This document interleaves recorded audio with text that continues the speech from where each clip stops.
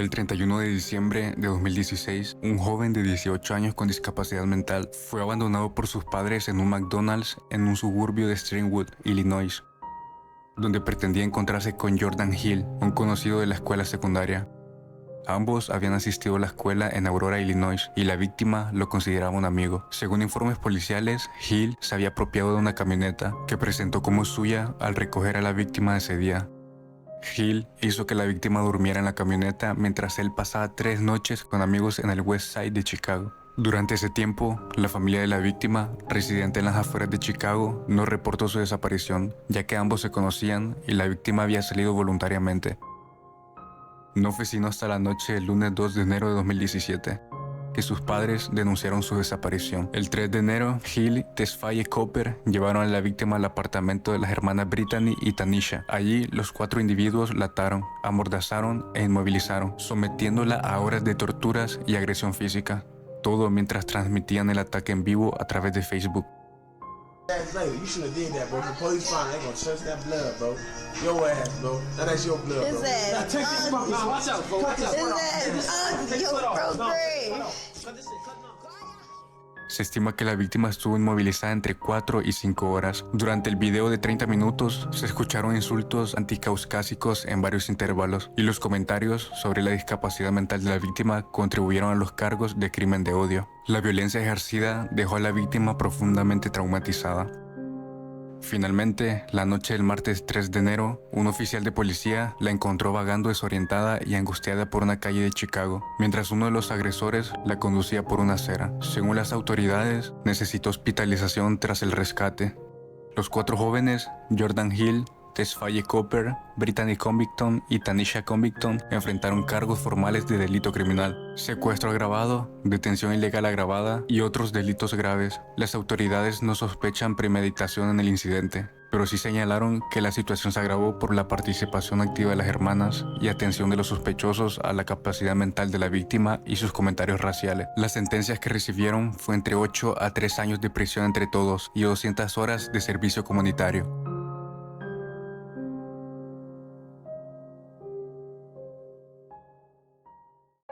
Ocurrido el 24 de abril de 2017. Colleen era una mujer estadounidense de 32 años que contaba con 2 hijas. Tenía una pareja llamada June Evans, que según palabras de Colleen quería mucho. Uno de los hábitos de Colleen era fumar marihuana, escuchar música rock, compartir memes y contenido por sus redes sociales. Colleen también contaba con una depresión constante que la hacía sentir culpable y pensar que no merecía tener a las hijas que tenía. Haciendo publicaciones alusivas a ese pensamiento, fue entonces que el 24 de abril decidió terminar con todo. Con un artefacto AR-15 en un directo de Facebook titulado Momentos antes de la tragedia, la policía llegó justo a tiempo para intentar hacerle cambiar de opinión. Durante más de 10 minutos, la policía luchó por salvar a Colleen. Durante el encuentro, Colleen expresó que había sido una madre incompetente para sus maravillosas hijas. Mientras la policía le decía, "Déjame ayudarte", Colleen respondió, "No hay ayuda, amigo. Soy un desastre en la vida". Durante la interacción, también dice lo siguiente sobre sí misma como madre de sus hijas. Ok, hablemos de la terrible persona que soy. Y no merezco las hijas maravillosas que tengo. Son unos ángeles y yo soy un desastre. Una de mis hijas está muy mal. Soy una mala madre. Está claro que no puedo cuidarla ni un poco, porque soy un desastre en la vida. No me conoces, así que ¿quién eres tú para juzgarme? También durante la discusión, se habló sobre el uso de los artefactos de fuego. Los policías intentaron hacer que Colleen bajara el artefacto, pero no lo conseguían. Entonces Colleen menciona que se llevará a 1 o 2 personas. Entonces ella dice, "No te estoy amenazando, solo me estoy amenazando a mí misma". Los policías responden, "Nadie quiere eso". Luego Colleen dice, "Mis hijos están mejor sin mí, todos están mejor sin mí. Soy una basura y una maldita fracasada, todos están mejor sin mí. Soy un desastre en la vida, soy un fracaso y merezco todo lo que me va a pasar". En los últimos momentos, después de hablar con los policías sobre lo que pasaba con su hija y lo que pensaba de ella misma, Colleen levanta el artefacto de fuego y un policía intenta detenerla, pero ya era demasiado tarde. No. No, Colleen, no, no, no, no, no, no, no, no, no, Colleen, no! Just fire! Oh. God damn it.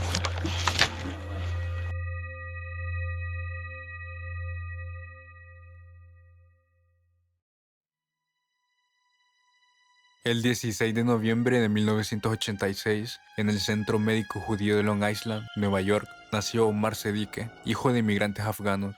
Sus padres se establecieron inicialmente en Nueva York y tuvieron 4 hijos, entre ellos Omar. Su padre, Mir Seddique Maten, emigró de Afganistán a Estados Unidos en 1980 y se nacionalizó estadounidense el 17 de noviembre de 1989. Mir Seddique fue informante secreto del FBI de 2005 a 2016. También fue presentador de un programa donde se postuló como candidato a la presidencia de Afganistán, donde expresó opiniones antipakistaní y su apoyo a los talibanes. Su madre, Shala Maten, fue arrestada por agresión contra su esposo la noche del 7 de diciembre de 2002, tras presuntamente haberlo agredido mientras se cepillaba los dientes. Después de criarse en Nueva York durante unos años, se mudó con su familia en 1991. Su familia fue descrita como musulmana moderada y típicamente estadounidense. Desde pequeño, Maten mostró ser violento. Era problemático y tuvo dificultades académicas durante la primaria y los primeros años de secundaria. Su maestra de tercer grado mencionó que era muy activo, se motivaba constantemente y era verbalmente agresivo, ya que a palabras de la maestra hablaba mucho sobre violencia y cosas sexuales. Maten también molestaba a sus compañeros de clase. Uno de ellos dijo que Maten era un acosador y que faltaba el respeto a las niñas y se comportaba con superioridad sobre sus compañeros. Un caso de estos comportamientos fue cuando se burló de Dina, una niña de secundaria, por ser lesbiana antes de que ella siquiera se diera cuenta de su propia orientación sexual. En respuesta, ella le dio una patada en la ingle. Se puede suponer que la razón de este comportamiento era porque Maten sufría acoso escolar debido a su peso y su ascendencia afgana. Sus padres no mostraban algún tipo de interés por el comportamiento de su hijo. Su padre, en específico, tenía fama de ser irrespetuoso con las maestras y de ignorar las quejas sobre su hijo. En séptimo grado, las autoridades escolares cambiaron a Maten de clase para evitar conflictos con otros estudiantes. Durante sus años escolares, Maten fue suspendido en múltiples ocasiones. A los 14 años fue expulsado de la escuela secundaria por pelear en clase de matemáticas. Fue arrestado y acusado de agresión e interrupción de las actividades escolares. Sin embargo, los cargos fueron retirados posteriormente. Mientras asistía a Spectrum, una escuela secundaria alternativa para estudiantes con problemas de conducta, sus compañeros de clase contaron que Maten apoyó a los secuestradores durante los ataques del 9/11 y afirmó que Osama Bin Laden era su tío. Tras ese accidente, se le informó a su padre, el cual llegó para recogerlo y le dio una bofetada. Como consecuencia, Maten fue suspendido durante 5 días tras el incidente. Dana Lee, un decano jubilado de la escuela secundaria donde Maten estudiaba, afirmó que el personal escolar intentó aconsejarlo y mostrarle sus errores, pero nunca surtió efecto, y que su padre no apoyaba a la escuela y siempre se ponía del lado de su hijo. Maten asistió a varios programas de capacitación de justicia penal. En 2006, por fin logra graduarse en tecnología de justicia penal. Por esa época, Maten conoció a Heather Lasala, una camarera en Florida, antes de que se conectaran por Facebook. Ella mencionó que Maten era de esos tipos que no la dejaban en paz. En aquel entonces, ella trabajaba en un bar y Maten había empezado a ir allí. Casi siempre fue solitario. El tono de los mensajes de Maten incomodaban a la chica, pero nunca presentó una denuncia penal. Se lo volvió a encontrar en un parque en noviembre de 2015, mientras ella estaba con su hijo pequeño y Maten con el suyo. Ella mencionó que él todavía tenía esa vibra extraña, pero no se sintió en peligro cuando Maten le contó que tenía esposa y habló de la liga del fútbol de su hijo. En octubre de 2006, Maten comenzó a trabajar como recluta para el Departamento Correccional de Florida, siendo asignado a una institución correccional, en una carta que explicaba sus antecedentes juveniles como parte de su solicitud aprobada. Maten describió el accidente de su arresto en la escuela a los 14 años. También admitió haber experimentado con sustancias ilícitas en su adolescencia. Tras el ataque en Virginia Tech en 2007, Maten sugirió en una clase de capacitación para oficiales de prisiones que llevaría un artefacto de fuego a clase. El director de la institución mencionó que el relato de Maten era como mínimo extremadamente inquietante. Días después, el 27 de abril de 2007, Maten fue dado de baja involuntariamente del programa y nunca obtuvo la certificación como oficial de prisiones. Matten afirmó que nunca le habían diagnosticado una enfermedad mental, ni tenía antecedentes de abuso de alcohol o sustancias. Matten se sometió a una evaluación exhaustiva de la empresa cuando fue contratado en 2007 y se sometió a otra en 2013 sin obtener resultados adversos. Sin embargo, durante su trabajo, Matten tuvo problemas. En 2013 fue despedido de su puesto de trabajo tras hacer comentarios provocativos sobre las mujeres, los judíos y el ataque de Fort Hood. El FBI investigó a Matten por esos comentarios. Fue investigado de nuevo en 2014, cuando sus amigos informaron que él había afirmado tener vínculos con el Al-Qaeda y Hezbollah. También mencionó que quería ser un mártir. En 2 entrevistas con investigadores federales, Matten admitió haber hecho las declaraciones, pero explicó que las hizo enfadado porque sus compañeros se burlaban de él. En abril de 2009, Omar Matten se casó con su primera esposa, a quien conoció en 2008 a través de MySpace. Se separaron 4 meses después y se divorciaron en julio de 2011. Ella declaró que Matten era mentalmente inestable y padecía una enfermedad mental, y obviamente perturbado, que a menudo la atacaba físicamente y que tenía antecedentes de consumo de esteroides. Matten conoció entonces a Nur Sayi en una página de citas online llamada Arab Lounge y se casaron poco después. Empezaron a vivir juntos en 2012 y tuvieron un hijo en 2013. Ella habló públicamente por primera vez sobre Matten, relatando una historia sobre su matrimonio y la violencia que sufrió por parte de él. El 31 de mayo fue con ellos a un Walmart. Mientras compraban juguetes, Matten compró municiones. 4 días después, el 4 de junio, Matten fue solo al centro de tiro y compró un artefacto semiautomático. Tras salir de la zona, Matten llevó a su familia al sur de Fort Pierce, a West Palm Beach. Es posible que estuviera explorando el complejo de entretenimiento de la ciudad para su próximo plan. Al día siguiente, el 5 de junio, regresó al centro de tiro para comprar otro artefacto de fuego. El 8 de junio, Matten y su familia fueron de compras a la zona de Orlando. Visitaron Bass Pro Shop, donde compró 3 cargadores y dulces para sus hijos. Fueron al centro comercial Florida Mall e hicieron compras al azar. Más tarde, visitaron Disney Spring. A las 10:30, Matten llevó a su esposa e hijo a cenar a un restaurante. Después de unos 45 minutos, condujo hasta una mezquita en Kissimmee y rezó allí durante 10 minutos. El 9 de junio, Matten practicó con su artefacto de fuego recién comprado en un campo de tiro. El 11 de junio, regresó solo a Disney Spring. Quizás estaba explorando la zona, pero abandonó su plan al cruzarse con un grupo de agentes uniformados de la oficina del sheriff, encargados de la seguridad en Disney Spring. Más tarde, buscó clubes nocturnos del centro de Orlando en su teléfono y viajó entre Pulse y el club nocturno Ivy Orlando, antes de decidirse por Pulse. Horas antes de lo que se venía, Matten visitó a su padre. En casa de sus padres, ellos afirmaron no haber notado nada extraño en su hijo. Ese mismo día, le dio a su segunda esposa $1,000 y le permitió visitar a su madre en California. Matten luego usó varias cuentas de Facebook para publicar mensajes en los que prometía venganza por los ataques aéreos estadounidenses en Irak y Siria. Domingo 12 de junio de 2016 en Orlando, Florida. Dentro del club, momentos antes, al acercarse las 2 de la madrugada, 300 personas, muchas de las comunidades LGBT e hispana, aún estaban en el club nocturno, disfrutando de los últimos 30 minutos de la noche latina, dado que Pulse era uno de los pocos bares de la zona abiertos a jóvenes de hasta 18 años, en lugar de exigir 21. El club estaba relativamente oscuro, salvo por las luces giratorias, y la música estaba a todo volumen. Aproximadamente a las 2 de la madrugada, justo al otro lado de la cerca negra del patio y la zona exterior del club, Matten estacionó un auto alquilado. Salió del vehículo y caminó hacia el sur por el estacionamiento de Pulse, siguiendo la cerca, ya que era un club que ya había inspeccionado. A las 2:02 de la madrugada, entró al club e inmediatamente comenzó a abrir fuego tan rápido como podía.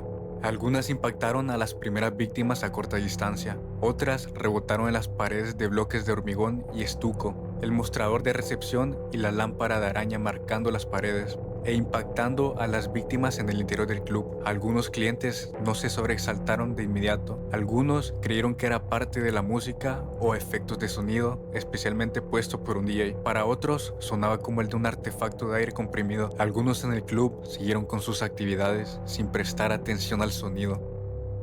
Apenas transcurrido el primer minuto del ataque, uno de los 3 DJ del club bajó el volumen de la música y escuchó con más atención. Con el volumen más bajo y los sonidos ya sin seguir el ritmo de la música, era evidente que no se trataba de un efecto especial del DJ.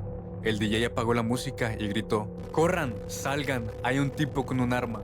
Afuera, en el estacionamiento de Pulse, un detective del departamento de policía solicitó ayuda por radio. Inmediatamente reconoció que su artefacto de fuego no era rival con el que Matten poseía. Clientes intentaron huir por una salida de emergencia en el lado sur del club. Cuando el detective vio a Matten abrir fuego contra ellos, el detective accionó contra él. El club se asumió en el caos. Incluso en el primer minuto, un empleado abrió un agujero en una valla de 2 metros en el patio, lo que permitió que 22 clientes escaparan. Los clientes corrieron hacia las salidas, se escondieron en vestidores, armarios y baños. Muchos ya estaban heridos durante este tiempo. La gente se abrazó, gritaron pidiendo ayuda y llamaron al 911 amigos y familiares.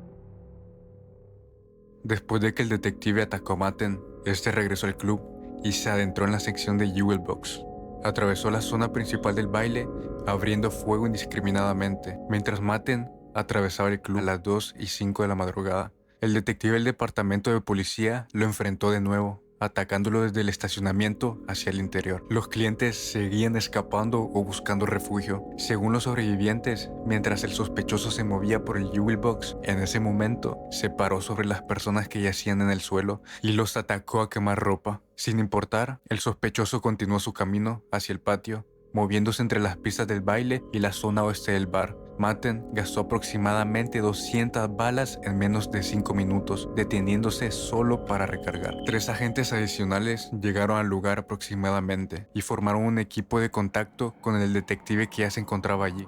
El equipo se ubicó fuera del club. Aproximadamente 2 minutos después, oficiales de varias agencias, incluyendo miembros del equipo SWAT, llegaron al lugar y formaron un segundo equipo de contacto. El equipo de contacto inicial entró al club por el patio. Comenzó de inmediato a rescatar a las personas. Aproximadamente 1 minuto después, les siguió el segundo equipo de contacto, liderado por el comandante del equipo SWAT. El segundo equipo de contacto entró por una gran ventana en el área de recepción, la cual rompieron y se dirigió al área de Jewel Box para localizar al sospechoso y ayudar en las tareas de rescate. Según los agentes que entraron al edificio, lo que vieron en la sala más grande del club fue una escena inimaginable. Había personas sin vida apiladas en el escenario y en la pista de baile. Había personas en estado grave y víctimas sin vida. Una bola de discoteca eran la única fuente de luz en la sala. Por lo demás, estaba oscuro y se escuchaba el sonido de los teléfonos esparcidos por la pista o en los bolsillos de las víctimas, mientras sus amigos y familiares intentaban contactar con ellos. Mientras atendían a las personas en el Jewel Box, a las 2:10 am, el equipo de contacto, liderado por el comandante del equipo SWAT, respondió a disparos en la sala Adonis. Al entrar en la sala Adonis, determinaron que los impactos provenían de un pasillo estrecho y poco iluminado. Tan pronto como comenzó el ataque, lo terminaron. El equipo SWAT ordenó al equipo que tomara posiciones para cubrir el pasillo e impedir que el sospechoso avanzara. El equipo de contacto también rescató a 2 clientes que se habían escondido detrás de la barra que algunos oficiales usaban como cobertura. Aproximadamente a las 2:10 de la madrugada, uno de los rehenes heridos que se encontraba en el baño norte llamó al 911.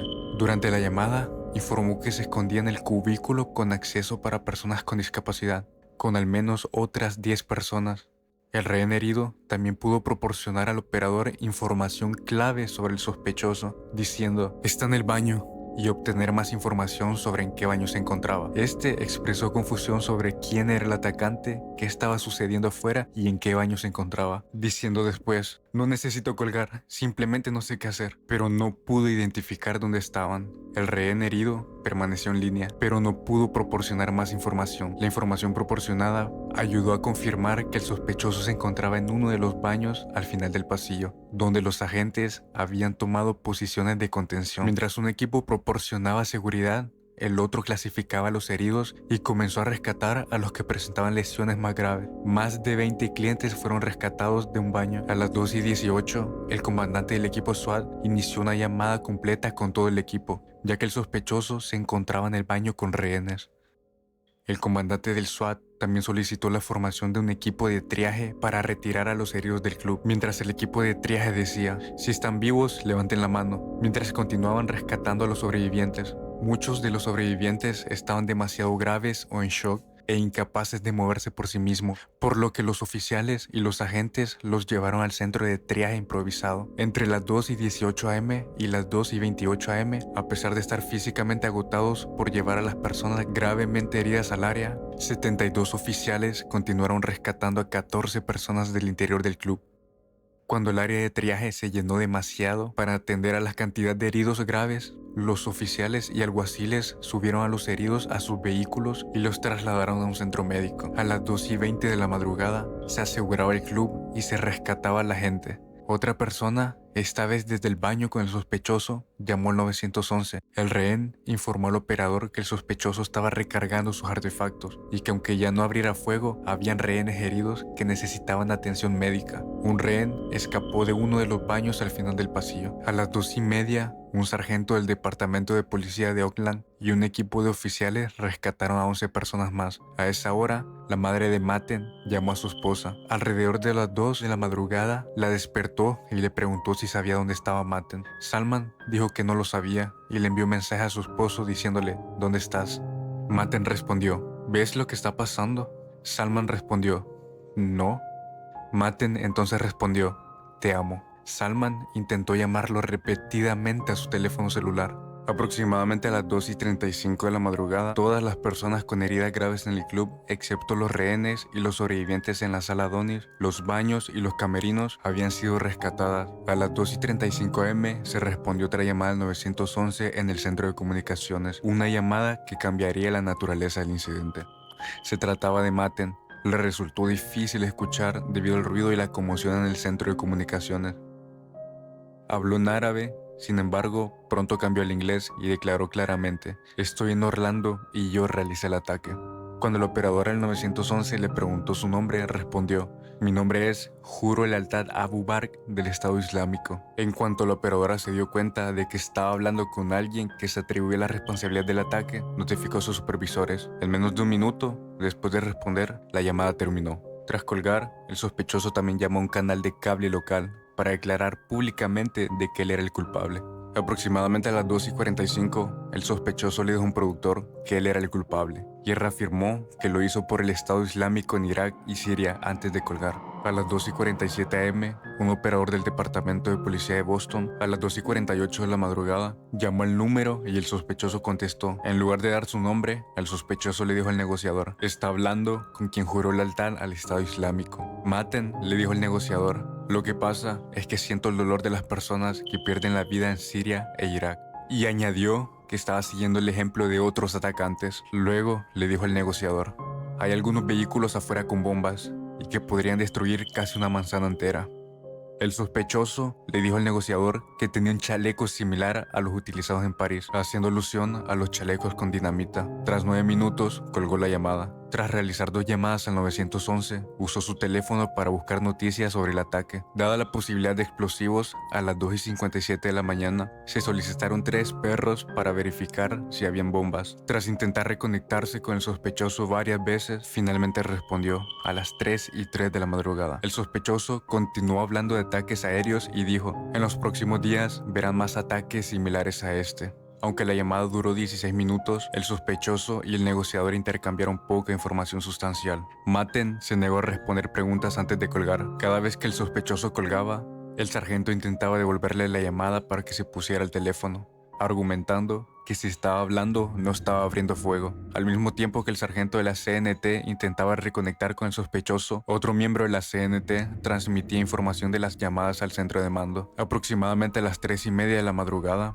el departamento de policía de Oakland envió su robot táctico, todo para obtener imágenes del urinario y del baño. El robot logró entrar completamente al área del urinario y determinar que estaba despejada, pero debido a obstrucciones, solo pudo entrar parcialmente al baño. El robot estaba equipado con audio bidireccional, lo que permitió a los oficiales escuchar dentro del club y avisar a los rehenes por megáfono que era la policía. A base de esto, ellos les mencionaron que estaban trabajando en un rescate. Mientras Matten tenía rehenes dentro del club, escribió varias publicaciones en Facebook. Algunos reportes indican que envió mensajes de texto y publicaciones privadas a través de Facebook Messenger. Incluso habría etiquetado a personas en sus publicaciones, aunque esto no fue completamente confirmado. A las 4:30, uno de los rehenes que estaba en el baño con el sospechoso envió un mensaje de texto texto a su hermano. Según el hermano, el mensaje indicaba que Matten afirmaba tener 4 chalecos explosivos que pretendía colocar a los rehenes y detonarlos. A esa misma hora, miembros del equipo SWAT rescataron a un grupo de 8 clientes que se escondían en un baño y 8 supervivientes ilesos. Temiendo a la inminente pérdida de vidas, cambiaron su estrategia de negociación para tomar medidas inmediatas para liberar a los rehenes y neutralizar al sospechoso. El escuadrón que se encontraba en el lugar preparó dinamita